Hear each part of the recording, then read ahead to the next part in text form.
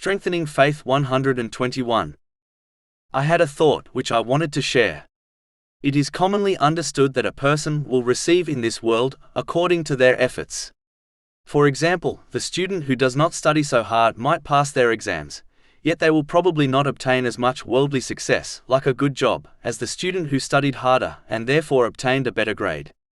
Similarly, Allah, the Exalted, rewards people according to their efforts, not just their verbal declaration of faith and good intention. For example, when describing those who are brought near to Allah, the Exalted, in the hereafter, the first blessing mentioned in the following verse is not high ranks in paradise or huge palaces, it is instead rest.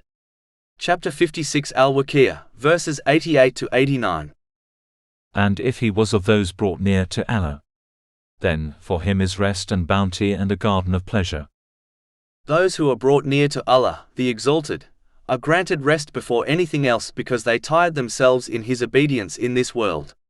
This involves using the blessings one has been granted in ways pleasing to Allah, the Exalted, as outlined in the Holy Quran and the traditions of the Holy Prophet Muhammad, peace and blessings be upon him.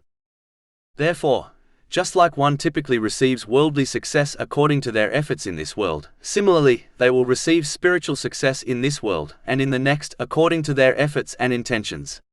Therefore, each Muslim must decide how much spiritual success they desire to obtain in this world and in the next, and strive in the sincere obedience of Allah, the Exalted, accordingly.